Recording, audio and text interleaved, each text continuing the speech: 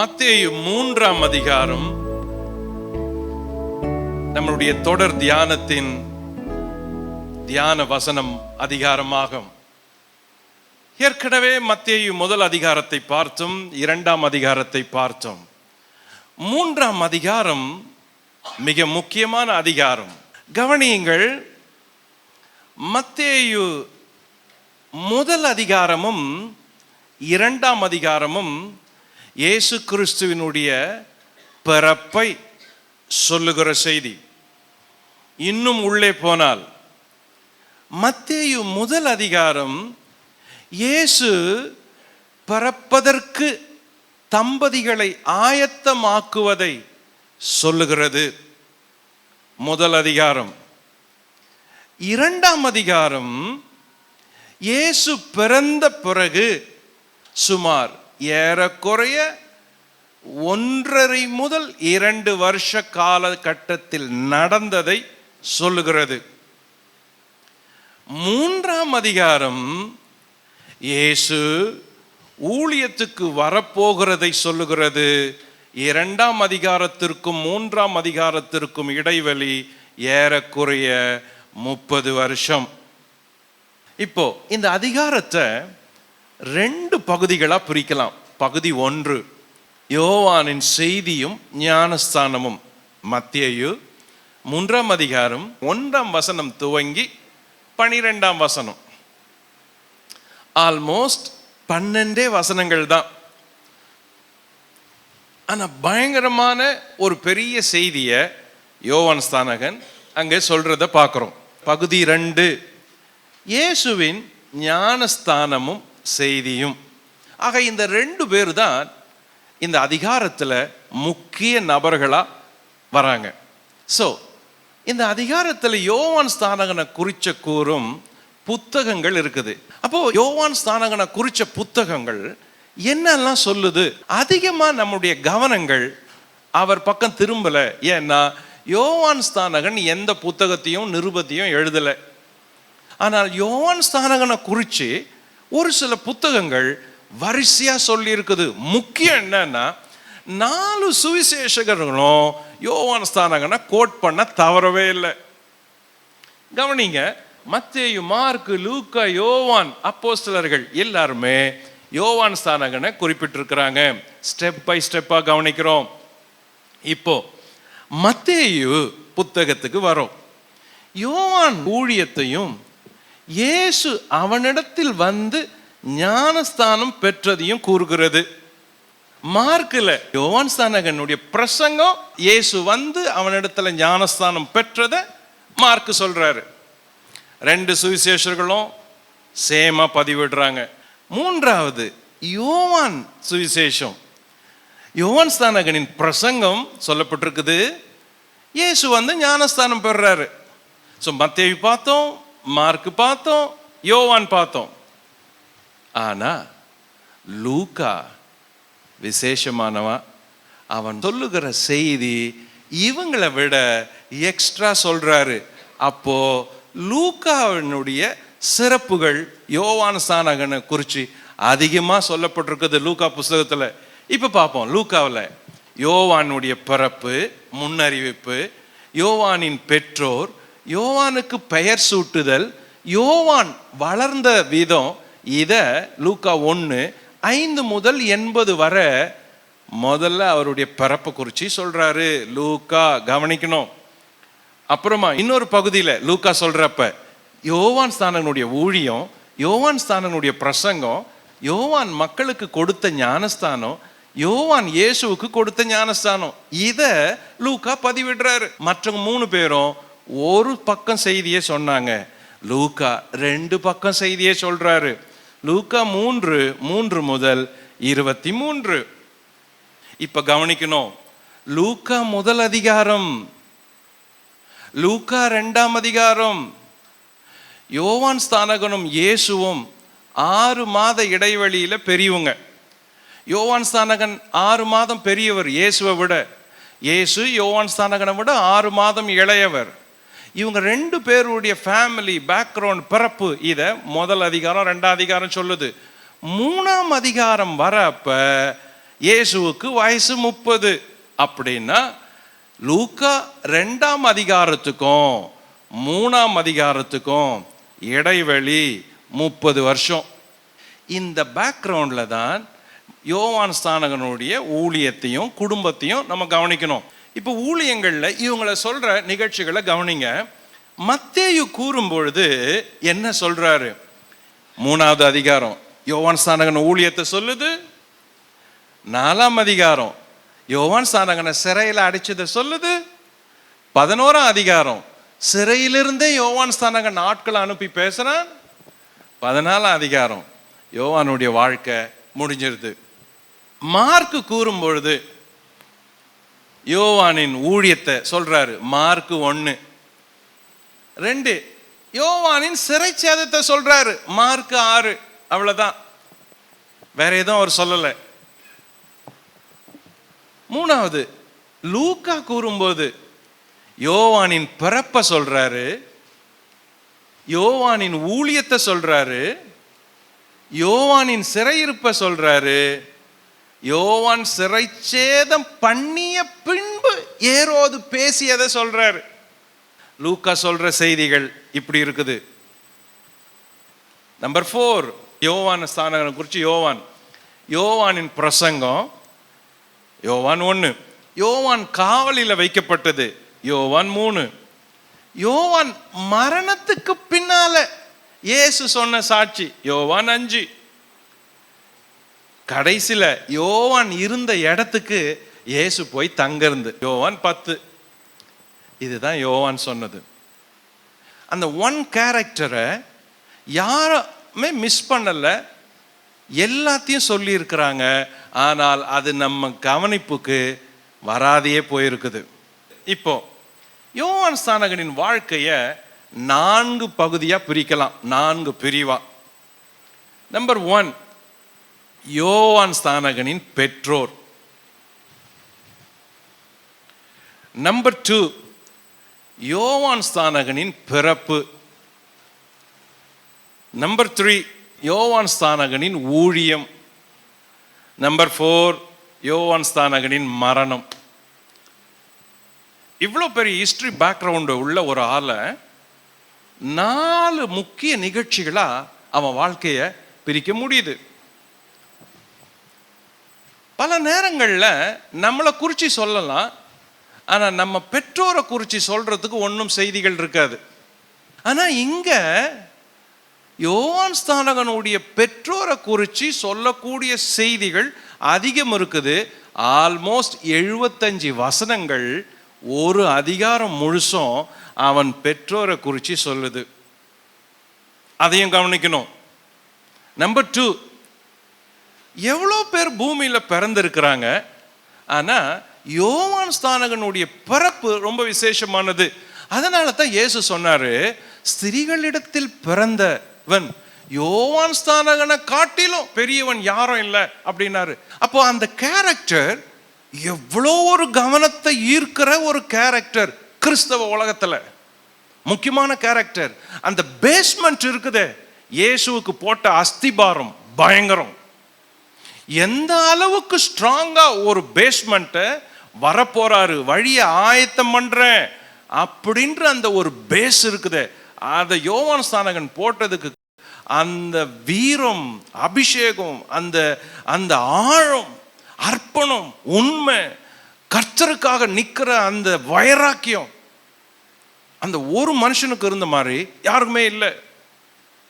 இன்றைய தேவை யோவான் ஸ்நானகனை போல ஆவி உள்ளவங்க. அதுக்கு தான் பெரிய பஞ்சமா இருக்குது. கிறிஸ்தவ உலகத்தை இப்போ ஒரு உலுக்கி எழும்பு, மயக்கத்தில் இருக்கிற, தெளிஞ்சு வா அப்படின்னு சொல்ற ஒரு ஆள் வேணும். அந்த ஆள் இல்லை. அதனால எல்லாரும் மெத்தனமா கிடக்கிறோம். அன்னைக்கு பாரம்பரியமா இருந்த அந்த யூதர்கள் எல்லாரையும் உலுக்கி எடுத்த ஒரு தலைவன் யோவான் ஸ்நானகன். அதனால தான் எல்லாம் கியூல வந்து கேட்டாங்க, சார் நான் என்ன பண்ணணும் சொல்லுங்க, என்ன பண்ணணும் சொல்லுங்க, செய்யறோம் அப்படின்னு கேட்டாங்க. எப்படி யோவான் ஸ்நானகனுக்கு இப்படி ஒரு தரிசனமோ பாரமோ இருந்துச்சு அதுதான் முதல் கேள்வி. எப்படி இந்த மனுஷன் மட்டும் இப்படி இருந்தான்? எப்படி இவன் இப்படி துணிஞ்சு ஊழியம் செஞ்சான்? எப்படி இவனுக்கு மட்டும் இப்படி நடந்துச்சு? என்ன காரணம்? நம்பர் 1, அவனுடைய பெற்றோர்ல இருந்து தொடங்குது. இங்கதான் அவனுடைய செய்தியை ஆரம்பிக்குது. இப்போ ஆரம்பத்தை கவனிப்போம். யோவான் ஸ்நானகனுடைய பெற்றோர் சொல்லும் புத்தகம் லூக்கா. நிகழ்ச்சி கவனிங்க. இவங்க 2 பேருமே ஆசாரிய குடும்பத்தை சேர்ந்தவங்க. யூதயா தேசத்துல இவங்களுக்கு திருமணம் ஆச்சு, ஆனா பிள்ளை இல்லை. இப்போ இவங்க 2 பேரும் இருக்கிறாங்க. அவர் ஊழியம் செய்ய வந்தாரு, தேவாலயத்துக்கு போனாரு, தூபம் காட்டினாரு, ஜனங்க வெளியே ஜெபம் பண்றாங்க. உள்ள போனா தேவதூதன் காட்சி அளித்தாரு, செய்தியை சொல்றாரு, பேசுறாரு. தேவதூதன் என்ன சொன்னாரு? பயப்படாத பயப்படாத, இதோ உனக்கு ஒரு பையன் பிறப்பான், யோவான்னு பெயரிடு, உனக்கு சந்தோஷம் மகிழ்ச்சியும் உண்டாகும், அவன் பிறப்பு நிமித்தம் அநேகர் சந்தோஷப்படுவார்கள். கவனிங்க, அவன் என்ன பண்ணுவான்? 16, அவன் இஸ்ரவேல் சந்ததியாரின் அநேகரை அவர்கள் தேவனாகிய கர்த்தரிடத்திற்கு திருப்புவான். Catch the word, திருப்புவான். பிதாக்களுடைய இருதயங்களை பிள்ளைகளிடத்திற்கும் கீழ்ப்படியாதவர்களை நீதிமானுடைய ஞானத்திற்கும் திருப்பி, அண்டர்லைன், கேட்ச் த வேர்ட், திருப்பி உத்தமமான ஜனத்தை கர்த்தருக்கு ஆயத்தம் பண்ணும்படிக்கு அவன் எலியாவின் ஆவியும் பலமும் உடையவனாய் அவருக்கு முன்பாக நடப்பான். தேவதூதன் ஏன் இப்படிப்பட்ட செய்திகளை சொல்றான்? இப்படி சொல்றப்ப அவன் முக்கியமான ஒரு வார்த்தைகளை சொல்றான். அவன் சொன்னதுல பல செய்தி இருக்குது, அதுல முக்கியம்தான் அவன் பிதாக்களுடைய இருதயத்தை பிள்ளைகளிடத்துல திருப்புவான் அப்படின்னு சொல்றான். இது எங்க இருந்து கேட்ச் பண்ணப்பட்ட வேர்டு? Connecting word. இந்த வார்த்தைய கடைசியா சொன்னது மல்கியா தீர்க்கதரிசி. இந்த வார்த்தைய மல்கியா தீர்க்கதரிசி தான் பழைய ஏற்பாட்டினுடைய கடைசி புத்தகம். கேர்ஃபுல்லா கவனிங்க. மல்கியா தீர்க்கதரிசி தான் பழைய ஏற்பாட்டினுடைய கடைசி ப்ராஃபட், கடைசி புக்கு. இந்த கடைசி ப்ராஃபட் கடைசி புஸ்தகமா இருக்கிற இந்த புஸ்தகத்துல கடைசி சாப்டர்ல கடைசி வசனம். இப்ப வாங்க மல்கியாவின் புத்தகத்துக்கு கடைசி அதிகாரம், லாஸ்ட் 2 வசனத்தை கவனிப்போம். இதோ கர்த்தருடைய பெரிதும் பயங்கரமான நாள் வருது. அப்புறம் முன்னே உங்களிடத்திற்கு எலியா தீர்க்கதரிசி அனுப்புகிறேன். இது என்ன இது? லிசன், கர்த்தருடைய நாள் பெரிசு, பயங்கரம். இது எதை சொல்லுது? ஃபர்ஸ்ட் ஆஃப் இயேசு கிறிஸ்துனுடைய 2வது வருகையில கர்த்தருடைய நாள் பயங்கரமா இருக்கும். அதுதான் பயங்கரமான நாள். அந்த ஒரு தீர்க்க தரிசனத்துல 2 ஆஃப் இருக்குது. ஒன்னு ஃபர்ஸ்ட் கம்மிங், இன்னொன்னு செகண்ட் கம்மிங். அப்புறம் இன்னொரு ஆஃப் படிங்க. வரும் முன்னே நான் உங்களிடத்திற்கு எலியா தீர்க்கதரிசி அனுப்புறேன். நான் வந்து பூமியை சங்காரத்தால் அடிக்காதபடி. அந்த வசனம் செகண்ட் கம்மிங். அப்புறம் அழிக்காதபடிக்கு அவன் பிதாக்களுடைய இருதயத்தை, அதுக்கு முன்னாடி, நான் அழிக்கிறதுக்கு முன்னாடி என்ன பண்ணுவான்? அவன் பிதாக்களுடைய இருதயத்தை பிள்ளைகளுக்கும் பிள்ளைகளுடைய இருதயத்தை அவர்கள் பிதாக்களிடத்திற்கும் திருப்புவான். அவ்வளவுதான், புக்கு முடிஞ்சிருச்சு. மல்கியா முடிஞ்சிருச்சு. மத்தேயு தொடங்குது. ஆனா என்ன பேர்ல சொல்லுது? நம்ம என்ன சொல்றோம்? இது பழைய ஏற்பாடு, அது புதிய ஏற்பாடு. பழைய ஏற்பாடு புதிய ஏற்பாடுன்னு தேவன் பிரிக்கல, நம்ம பிரிச்சது. புதிய ஏற்பாடு பழைய ஏற்பாட்டின் தொடர்ச்சி தான். அதனால தான் யோவான் ஸ்நானகன் அந்த பழைய ஏற்பாட்டினுடைய தொடர்ச்சியா வரான். வந்து ஊழியத்தை ஆரம்பிக்கிறான். மனம் திரும்புங்கள், பரலோக ராஜ்யம் சமீபத்தில் இருக்குதுன்றான். அந்த இருதயத்தை திருப்புறது தான் மனம் திரும்புதல். மனம் திரும்புதல் அவன் பிரசங்கம் ஹைலைட், ஹெட்டிங், பாயிண்ட், ஹைலைட். அதான் மனம் திரும்பு, இருதயத்தை திருப்புறது. புதிய ஏற்பாட்டுல இவன் தான் அந்த பழைய ஏற்பாட்டினுடைய கனெக்டர். அப்போ சரித்திரப்படி தீர்க்க தரிசனப்படி தேவன் ஒரு மனுஷனை கனெக்ட் பண்றாரு. Prophet to prophet. மல்கியா ஒரு ப்ராஃபட், ஜான் த பேப்டிஸ்ட் ஒரு ப்ராஃபட். தீர்க்கதரிசிகளில் பெரியவன் prophet. So prophet to prophet book connect ஆகுது. ஸ்பிரிச்சுவல் மேன் மல்கியா, யோவான் ஸ்நானகன் ஒரு spiritual man. So spiritual man connect ஆகுறாங்க. ஸ்பிரிச்சுவல் மேன் மல்கியா, ஸோ யோவான் ஸ்நானகன் இன்னொரு ஸ்பிரிச்சுவல் மேன் கனெக்ட் ஆகுறாங்க. மல்கியா எதிர்காலத்தை நோக்கி சொல்றான். சோ அதே மாதிரி எதிர்காலத்தை நோக்கி யோவான் ஸ்நானகன் சொல்றான், தோ எனக்கு பின்னால ஒருத்தர் வருவாரு, வந்தா அவருக்கு பாத ரட்சையின் வாரைய கூட நான் கழட்ட முடியாது, அந்த அளவுக்கு அவர் வல்லமை உள்ளவர். நான் ஆஃப்டர் ஆல் வாட்டர்ல ஞானஸ்தானம் கொடுக்கிறேன், அவர் பரிசுத்த ஆவியில அக்னியில ஞானஸ்தானம் கொடுப்பாரு. அவர் களஞ்சியத்தை பெருக்கி சேர்த்து பதற வேற மாதிரி, கோதுமையை வேற மாதிரி சேர்ப்பார். See, future. தேவன் எப்பவுமே ஸ்பிரிச்சுவல் பீப்புளை தான் கனெக்ட் பண்ணுவார். தேவன் எப்பவுமே அந்த ஒன் ஹார்ட், அந்த சால்வேஷன், சேவ்டு பீப்புள், அந்த ஸ்பிரிட் உள்ளவங்களை தான் கனெக்ட் பண்ணுவார். இல்லாட்டி கனெக்ட் பண்ண மாட்டார். அதில் அவர் ரொம்ப பர்டிகுலராக கவனம் உள்ளவராக இருக்கிறாரு. இன்னும் உள்ள போறேன். யாரு சகரியா? ஒரு ஆசாரியன். யாரு எலிசபெத்து? ஒரு ஆசாரியனுடைய மனைவி. இவங்க ரெண்டு பேரும் யாரு? இவங்க ரெண்டு பேரும் திருமணம் பண்ணி நீண்ட வருஷங்கள் பிள்ளை இல்லாத இருக்கிறாங்க. அப்ப யோசிப்போம்ல, என்னடா இது, ஊழியம் செய்யறாங்க, ஜெபம் பண்றாங்க, இவ்வளவு நாள் இவங்க ஜெபம் பண்ணி இவங்களுக்கு பிள்ளையே இல்லையே. யோசிப்போம், வாழ்க்கையில இவங்க எவ்வளோ ஜெபம் பண்ணி இருப்பாங்க, ஊழியமும் செய்யறாங்க, ஆனா பதிலே வரல. எனக்கு அன்பானவங்களே, நீங்க கர்த்தருடைய பிள்ளைகளானா, நீங்க தேவனுடைய வசனத்தை வாசிப்பவருங்கன்னா, உங்களுக்கு இருக்கிற குறை, உங்களுக்கு வராத காரியங்கள், உங்களுக்கு இன்னும் பதில் வராத ஜபங்கள் இருக்குமானா, உங்களுக்கு முன்னாடி அது மாதிரி யாருன்னா நடந்திருக்கா அப்படின்னு பார்க்கணும். இப்போ சகரியா எலிசபெத் ரெண்டு பேரும் உத்தமமா இருந்தாங்க, தேவனை சேவிச்சாங்க, நல்லவங்களா இருந்தாங்க, அவங்க கர்த்தர் ஒரு குறையும் இல்லை, ஆனா குழந்தை இல்லை. எவ்வளோ பேரை இவங்கள கேள்வி கேட்டிருக்கணும், எவ்வளோ பேருக்கு பதில் சொல்லி இருக்கணும், எவ்வளோ காரியங்களுக்கு வெக்கப்பட்டிருக்கணும். இவங்க ஒரு ஸ்திரீ, ஒரு பெண் இவ்வளோ உத்தமமா இருந்து ஜெபிச்சு இந்த காரியம் நடக்கலன்னா இது விசுவாசத்துக்கு வெக்கம் இல்லையா? ஜெபத்துக்கு வெக்கம் இல்லையா? ஐயோ இப்படி ஜெபிக்கிறோம் பதில் வரலையேன்னு கூனி குறுகி இருப்போம் இல்லை? அப்போ இந்த மாதிரி இருக்கிற காரியங்களை யோசிக்கிறப்ப நம்ம வாழ்க்கையை அதில் ஃபிக்ஸ் பண்றதுக்கு கத்துக்கணும். அதுக்கு தான் வேதத்தை படிச்சு கத்துக்கணும். இன்னும் ஒரு சில காரியங்களை சொல்றேன். ஏன் பிள்ளை இல்லை அப்படின்னு ஒரு காரியம் வருது. எதுக்கு பிரதர் சிலருக்கு பிள்ளை இல்லை? இவங்க இவ்வளோ நல்லவங்களா இருக்குதாங்க, பிள்ளை இல்லை. நாங்களும் எவ்வளோ பேர் எவ்வளோ காரியங்களை பார்க்குறோம், எவ்வளோ ஊழியம் செய்கிறாங்க, அவங்களுக்கு பிள்ளை இல்லை அப்படின்றப்போ சில காரியங்களை நம்ம வேதத்தின் நிழல்ல வெளிச்சத்துல பார்க்கணும். நான் அன்னைக்கு சொன்னேன் சில குறிப்புகளை. பிள்ளை இல்லைன்னா என்ன பண்றது? முதல்ல சரியான வயசுல திருமணம் பண்ணணும்.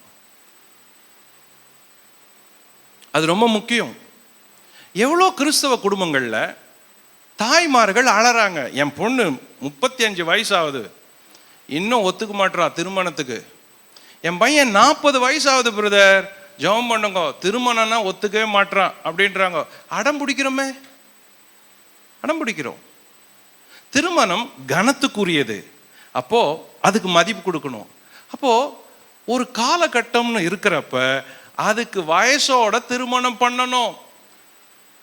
ஒரு வாலிப பெண்ணுக்கு ஒரு 26, 27 வயசுக்குள்ள திருமணத்தை முடிச்சா பிரசவம் பின்னால பிரச்சனை இருக்காது. அதே மாதிரி ஒரு வாலிப பையனுக்கு 28 வயசுக்குள்ள 30 வயசுக்குள்ள திருமணத்தை முடிக்கணும். அது அவனுக்கு நல்லது. அப்போ தேவ நியமப்படி சில காரியங்களை நம்ம செய்யலைன்னா தவறு நம்ம பக்கம்தான். அப்போ பிள்ளை இல்லைன்னு சொல்ற காரியத்துக்கு இல்லாத அப்படி இருக்கிறவங்களுக்கு, அப்படிப்பட்ட தம்பதிகளுக்கு நீங்க என்ன பதில் சொல்லுவீங்க? ஜெபிக்கிறவங்க, ஊழியம் செய்யறவங்க, கர்த்தரை அறிஞ்சவங்க, சபைக்கு போறவங்க, வேதத்தை வாசிக்கிறவங்க, அப்படி ஒரு நபர் உங்களை சந்திச்சா எப்படி நீங்க என்ன பதில் சொல்லுவீங்க? முதல்ல சில காரியங்களை நம்ம யூகிக்கணும். தேவன் நமக்கு ஞானம் கொடுத்துருக்கிறாரு, யோசிக்கிற தன்மை கொடுத்துருக்கிறாரு. ஆவிக்குரியவங்க ஆவிக்குரிய காரியங்களை நிதானிக்கணும். இயற்கையோட சில காரியங்கள் நம்மளும் ஒப்பிட்டு ஒன்றித்து போக வேண்டியது இருக்குது. முதல்ல காலத்தோட வயசோட திருமணம் முடிக்கணும். நம்பர் 2, திருமணம் முடிஞ்சதும் கணவனுடைய கடமையும் மனைவியினுடைய கடமையும் செய்யணும். நான் சொல்றது உங்களுக்கு விளங்கும்.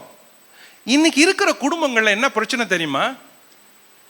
குடும்பத்தில் கணவன் மனைவியினுடைய கடமையை பலர் செய்யறதே கிடையாது. பிரச்சனை இருக்குது, விவாகரத்து வரைக்கும் போய் முடியுது.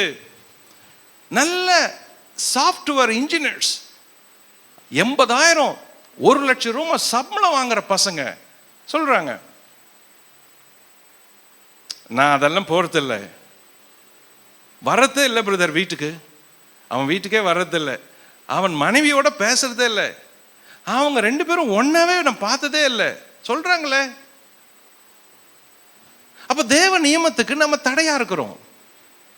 ஆனா ரொம்ப ஈஸியா சொல்றோம், பிள்ளை இல்லை ஜெபம் பண்ணுங்க அப்படின்றோம்.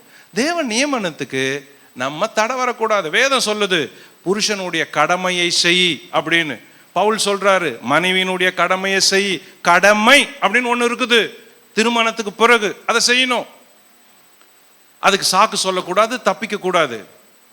3வது, பொறுமையா காத்திருக்கணும். சில நேரத்தில் சிலருக்கு கால தாமதம் எடுக்கும் பிள்ளை பேர்ட்டுக்கு, சிலருக்கு மாசம் ஆகலாம், வருஷம் ஆகலாம். ஆனா பொறுமை ரொம்ப அவசியம். இந்த இடத்துல தான் பலர் பொறுமையை இழக்கிறோம், கசந்துக்கிறோம். பிரச்சனை வருது, கணவன் மனைவிக்குள்ள பிரச்சனை, உடனே இது மாமியாருக்கு போகுது, மருமகளுக்கு போகுது பிரச்சனை, வீட்டுக்குள்ள பிரச்சனை. ஸோ இந்த பொறுமையை ஆவிக்குரியவங்க இதை பொறுமையா காக்கணும். இது 3வது.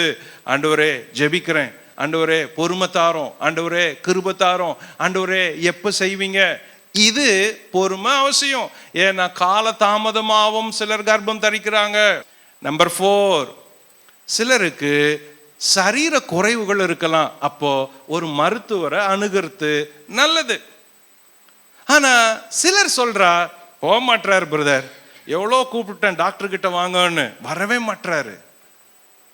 எவ்வளோ நாள் சொல்லிட்டேன் பிரதர் வாங்க வாங்கன்னு, வரவே இல்லை. இன்னைக்கு வரைக்கும் டெஸ்ட்டுக்கு வரல, லேபுக்கு வரல. ஸோ குறைவுகள் இருந்தா மருத்துவரை அணுகிறது நல்லது. எல்லாருக்கும் சரீரம் பிரச்சனைகள் குறைவுகள் வரும். அப்போ சில குறைவுகளை மருத்துவரை செஞ்சு ஒரு சின்ன ட்ரீட்மெண்ட்டுக்கு போனா அதில் ஒரு பிரச்சனை தீர்ந்துருமே. ஸோ 4 மருத்துவரை அணுகணும். 5, ஒருவேளை பிள்ளையே இல்லை அப்படின்ற ஒரு நிலைமை வந்துருச்சுன்னு வைங்க, அப்போ முழுசும் கர்த்தர்கிட்ட ஒப்பு கொடுத்தணும். ஆண்டவரே என் முயற்சி இல்லை, எங்கள் குடும்ப முயற்சி இல்லை, இவ்வளோ நாள் ஆச்சு, நான் ஜெபம் பண்ணிட்டேன், இனிமேல் ஒன்றும் கிடையாது, இனிமேல் நீங்கள் தான். டோட்டல் சரண்டர் பண்ணிடணும். கடைசி 5, ஒருவேளை கடைசி வரைக்கும் பிள்ளையே இல்லைன்னா கர்த்தர் உங்களை வேற பெற்றோரே இல்லாத எத்தனையோ பிள்ளைகள் இருக்குமானா அதுக்கு உங்களை பெற்றோரா வச்சிருப்பாங்க. எவ்வளோ பிள்ளைகளுக்கு பெற்றோர் இல்லை, அதுக்கு உங்களை ஒருவேளை பெற்றோரா வச்சிருக்கலாம். இது எல்லாத்தையும் தாண்டி கடைசியா இவ்வளோ காலதாமதமாகியும் ஒரு பிள்ளை பிறக்குமானா அந்த பிள்ளையின் மேல ஏதோ விசேஷித்த அழைப்பு இருக்குதுன்னு அர்த்தம். இதோ காலதாமதமா பிறக்கிற ஒரு பிள்ளை, வயசாயிட்டு பிறக்கிற பிள்ளை. ஆபிரகாமுக்கு வயசாயிட்டு ஆனா பிள்ளை பிறந்துச்சு. ஈசாக்குக்கு 20 வருஷம் காத்திருந்தான், அப்புறம் பிள்ளை பிறந்துச்சு. எல்லா காலதாமதமா பிறக்கிற பிள்ளைகளுக்கு தேவன் ஒரு விசேஷித்த காரியத்தை வச்சிருப்பார். இதை பார்க்கறதுக்கு ஆவிக்குரிய கண்கள் வேணும். ஆவிக்குரியவங்க தான் இதை நிதானிக்க முடியும். ஆவிக்குரியவங்க தான் நிதானிக்க முடியும். அப்போ ஆவிக்குரியவங்க தான் இதை புரிஞ்சுக்கவும் முடியும். ஐயோ தேவனே, இது கஷ்டம், தாங்க முடியல, ஆனா தாங்குற கிருபையை தாங்க. எவ்வளோ பேருக்கு, ஊழியக்காரர்களுக்கு எவ்வளோ பேர் இல்லையே, அரசியல்வாதிகளுக்கு எவ்வளோ பேர் இல்லையே, எவ்வளோ செல்வந்தர்களுக்கு இல்லையே, கோடி கோடியா செல்வந்தர் இல்லையே. அப்போ இதுல ஏதோ நம்ம சரண்டர் பண்ணிட்டு ஆண்டவரே இனி என் முயற்சி இல்லை அப்படின்னு விட்டுடணும். இப்படி விட்டுட்ட ஒரு தம்பதி ஊழியம் செய்யறாங்க. ஊழியம் செய்யறப்ப அங்க தேவதூதன் தரிசனமாகறான், பேசுறான். இப்போ தேவதூதன் அவங்களுக்கு சொன்ன சிறப்பு செய்தி ஒன்று இருக்குது. இந்த செய்தியை தான் யோவான் ஸ்நானகனுடைய ஆரம்பத்தில் சொல்லுது. முதல்ல தேவன் அவனுக்கு பெயரை மாத்தி சொல்றாரு. அவங்க ஃபேமிலி ட்ரெடிஷன் சகரியா, ஆனால் தேவதூதன் பேரை மாத்துறாரு. நோ ஃபேமிலி ட்ரெடிஷன், இவன் பேரு ஜான். சோ ஆண்டவர் பரம்பரையா செய்யணும் அப்படின்னு விரும்பல, ஸ்பிரிச்சுவல்டா செய்யணும்னு விரும்புறாரு. பேரை மாத்துறாரு. ரெண்டாவது, அவன் மது குடிக்க மாட்டான், திராட்சை ரசம் குடிக்க மாட்டான், ஆனா அவன் பரிசுத்த ஆவியில நிரம்பி இருப்பான். கடவுள் உங்களை தாயின் கர்ப்பத்திலேயே அப்படி உருவாக்கணும்னு நினைக்கிறாரு. நம்மள தாயின் கர்ப்பத்திலேயே அந்த spirit filled generation, holy spirit generation அப்படி இருக்கணும்னு விரும்புறாரு. ஆனா நம்ம எவ்வளோ கேவலமா போய் மது குடிச்சு எவ்வளோ கேவலமான ஒரு வாழ்க்கையை கீழே வாழ்றோம் பாருங்க. தேவன் நம்மளை கீழே மது குடிக்கிற வாழ்க்கைக்கு அழைக்கல, ஆனால் அதை விட ஸ்பிரிட் ஃபில்டு வாழ்க்கைக்கு அழைக்கிறாரு. எவ்வளோ ஒரு உயர்வு பாருங்க. கீழே மது குடிக்க மாட்டான், திராட்சை ரசம் குடிக்க மாட்டான், ஆனால் தாயின் வயிற்றிலேயே பரிசுத்த ஆவியில நிரம்பி இருப்பான். தேவன் எவ்வளோ உயர்வா யோசிக்கிறாரு. ஒரு ஸ்பிரிட்ஃபுல் ஜெனரேஷன் இப்படிதான் இருக்கும். தேவன் உயர்வா பார்க்கிறாரு, கீழே போகல. நம்ம ரொம்ப கீழே போறோம். அப்போ ஒரு ஆவிக்குரிய சந்ததி தேவனுக்காக பிரகாசிக்கிற ஒரு பாத்திரம் பிறக்கும் போதே அது ஒரு பரிசுத்த ஆவியில அதிகாரத்தோட ஆதாரத்தோட பறக்குது. அப்போ தேவதூதன் சொல்றாரு அவன் பரிசுத்த ஆவியில நிரம்பி இருப்பான். மூணாவது சொல்றாரு அவன் இருதயத்தை திருப்புவான் அப்படின்னு. எனக்கு அன்பானவர்களே, இன்னைக்கு இந்த செய்தியை முடிக்கிறப்ப ஒரே ஒரு காரியத்தை சொல்லி முடிக்கிறேன். நீங்க தேவனுடைய ஜனம், தேவனுடைய பிள்ளைங்க, கர்த்தரை அறிஞ்சவங்க, இன்றைய தேவை என்ன தெரியுமா? இருதயத்தை திருப்புறது தான். அது ரொம்ப கஷ்டம். சொல்லி சொல்லி பார்க்கிறோம், கேட்கல. கீழ்ப்படியாத இருதயம், வணங்கா கழுத்துள்ள இருதயம், முரட்டு இருதயம், அநியாய இருதயம், குற்றம் செய்கிற தவறுன்னு செய்கிற இருதயம், இரக்கம் இல்லாத இருதயம், ஏழைகளை துட்சியமா நினைக்கிற இருதயம், சட்டங்களை மக்களுக்கு விரோதமா எழுப்புற இருதயம், அநியாயத்துக்கு கையெழுத்து போடுற இருதயம். இன்னைக்கு இருதயத்தை திருப்புறதுன்றது ரொம்ப கஷ்டம். உங்க வீட்டிலேயே யோசிங்க, எவ்வளோ பேர் நீங்க சொல்றத கேட்குறாங்க? உங்க சொந்த பிள்ளைங்க, நீங்க பெற்ற பிள்ளைங்க 10 வருஷத்துல நீங்க சொல்ற பேச்சை கேட்கல. உங்க கர்ப்பத்திலிருந்து வந்த பிள்ளைங்க நீங்க சொல்ற வார்த்தைய கேட்கல, கீழ்ப்படியில, அந்த வார்த்தைக்கு செவி கொடுக்கல. ஏன்? கொஞ்சம் வளர வளர வளர இருதயம் திருப்ப முடியல. இருதயம் திருப்புறதுன்றது ரொம்ப முக்கியமான ஒண்ணு. தேவன் இருதயத்தை பார்க்கிறாரு, இருதயத்தை திருப்பணும்னு பார்க்கிறாரு. நம்ம இருதயம் அவர் பக்கம் திரும்பிட்டா மீதி எல்லா பிரச்சனைக்கும் தீர்வாயிடும். ஒண்ணு தெரியுமா? ப்ராப்ளத்துக்கு காரணமே இந்த ஒரு ரட்சிப்புன்னு இருதயத்தை திருப்புறது இல்லாததுனால தான் இவ்வளோ ப்ராப்ளம். இந்த ஒரு ரட்சிப்பு மட்டும் உள்ள வந்துருச்சுன்னு வைங்களேன், எல்லாமே டோட்டலா சேஞ்ச் ஆயிடுது. இந்த இருதயத்தை திருப்புற ரட்சிப்பு வந்துருச்சுன்னு வைங்க, சேஞ்ச் ஆயிடுது. அதுக்கப்புறம் திட்டவே வேணாம், கண்டிஷன் வேணாம், கட்டளை வேணாம், மூர்க்கமா சொல்ல வேணாம், அடிச்சு சொல்ல வேணாம், எல்லாமே எதுவுமே இல்லை. ஆட்டோமேட்டிக்கா இருதயம் திரும்பிட்டா ஆட்டோமேட்டிக்கா வேலை நடக்குது. உலகத்துல இன்றைய தேவை என்ன தெரியுமா? இந்த இருதயத்தை திருப்புற ரட்சிப்பு, மனம் திரும்புதல். இந்த ரட்சிப்பு தான் இன்றைய தேவை. உங்களுக்கு தேவை, உங்களை ரட்சிப்பு மாத்துச்சு பாருங்க. இதே மாதிரி தான் உங்க பிள்ளைங்களை மாத்தணும். என் கவலை என்னன்னா, இன்றைய தேவை அதுதான். நான் ஆண்டவரிடத்துல பல முறை சொல்லிட்டேன், ஆண்டவரே 19 வயசுல என்னை ரட்சித்தீங்க, என்னை மாத்தினீங்க, நீங்க மட்டும் என்னை மாத்தலைன்னா வேற யாருமே என்னை மாத்தியே இருக்க முடியாது. அந்த ஒரு ரட்சிப்பு என் வாழ்க்கையே மாத்திருச்சு. அதுதான் உங்களை உங்க பிள்ளைகளை மாத்தக்கூடியது. வேற எதுவுமே மாத்தாது. உங்க சபையார வேற எதுவுமே மாத்தாது. உங்க வீட்டார வேற எதுவுமே மாத்தாது. உங்க பிள்ளைங்களை வேற எதுவுமே மாத்தாது. உங்க பேர பிள்ளைகளை மாத்தாது. எல்லாரும் வீட்லயும் இந்த இருதயத்தை திருப்புற ரட்சிப்பு வேணும். அது வந்தா தான் சீர்படும், அது வந்தா தான் மாற்றம், அது வந்தா தான் எல்லாம் செட் ரைட் ஆகும். இப்போ நம்ம விருப்பம் எல்லாம் அதுதான் நடக்கணும் ஆண்டவரே, அதுக்கு ஜெபிக்கிற ஆண்டவரே, தயவு செஞ்சு இருதயத்தை திருப்புங்க.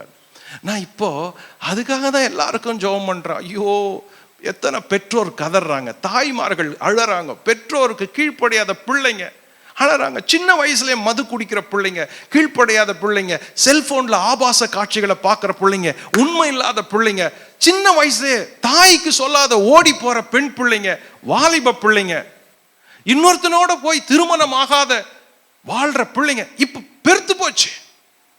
எவ்வளோ சொல்லிட்டோம், பேசுறோம், சர்ச்சுக்கு போறோம், பைபிள் வாசிக்கிறோம், ஜெபம் பண்றோம், மாற்றம் இல்லை. ஒரே ஒரு வேர்டு, ஆண்டவரே இருதயத்தை திருப்புங்க. அது ஒன்று தான் கீவேர்டு.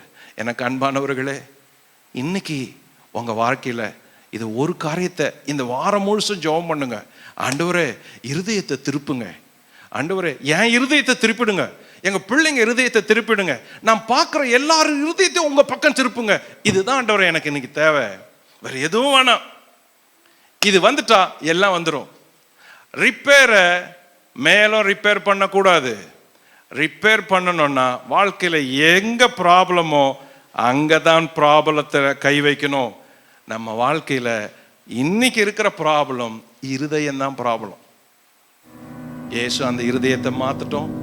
உங்க வீட்டில் அப்படிப்பட்ட இருதயத்தை திருப்புறவங்க, திரும்பி ஆண்டவர் பக்கம் திருப்புறவங்க வந்தா எல்லா பிரச்சனையும் மாறி போயிடும். எல்லாரும் ஒரு நிமிஷம் எழுந்திருப்போம், ஜெபம் பண்ணலாம். ஆண்டவரே எங்க வீட்டில் இருக்கிற எல்லாருக்கும் இருதயத்தை திருப்புங்க. இதுதான் இன்னைக்கு ஒரே ஒரு ஜெபம். ஒருவேளை உங்க பிள்ளைங்க வாலிபரா இருக்கலாம், இங்க கூட இருக்கலாம், இல்ல தூரம் இருக்கலாம். உங்க பிள்ளைங்க சின்ன வயசா இருக்கலாம், இல்ல உங்க பிள்ளைங்க ஸ்கூலுக்கு போயிருக்கலாம். சொல்றேன், யாரா இருக்கட்டும், ஆண்டவரே என் ஜெபத்தை கேட்டுருங்க. இன்னைக்கு இருதயத்தை திருப்பிடுங்க ஆண்டவரே. உங்க பக்கம் இருதயத்தை திருப்பிடுங்க ஆண்டவரே. ஒரு பொண்ணு பக்கம் போறதுக்கு முன்னாடி என் பையனை உங்க பக்கம் இருதயத்தை திருப்பிடுங்க ஆண்டவரே. ஒரு மது பக்கம் போறதுக்கு முன்னாடி என் பையனை உங்க பக்கம் திருப்பிடுங்க ஆண்டவரே. பாவத்துல துன்மார்க்கத்துல இருதயம் திரும்புறதுக்கு முன்னாடி உங்க பக்கம் திருப்பிடுங்க ஆண்டவரே. திருப்பிடுங்க ஆண்டவரே. இன்னைக்கு இந்த ஒரு ஜெபத்தை மட்டும் கேட்டுருங்கப்பா, போதும்பா. எங்க இருதயத்தை உங்க பக்கம் திருப்பிடுங்க. எங்க வீட்டுல இருக்கிற எல்லாருடைய இருதயத்தையும் உங்க பக்கம் திருப்பிடுங்க ஆண்டவரே. எங்க சபையில இருக்கிற எல்லாரையும் உங்க பக்கம் இருதயத்தை திருப்பிடுங்க ஆண்டவரே. இந்த பட்டணத்துல இருக்கிற எல்லாருடைய இருதயம் உங்க பக்கம் திரும்புவதாக ராஜா. இந்த தேசத்துல இருக்கிற எல்லாருடைய இருதயம் உங்க பக்கம் திரும்புவதாக. இயேசுவின் நாமத்தில் இந்த ஜெபத்தை ஏறெடுக்கிறோம்ப்பா. பதில் கொடுத்ததுக்காக ஸ்தோத்திரம். எல்லாரையும் ஆசீர்வதியும். உங்களுடைய ஆசீர்வாதம் அவளோடு கூட இருக்கட்டும். காத்துக்கொள்ளும், வழி நடத்தும். இயேசுவின் நாமத்தில் பிதாவே.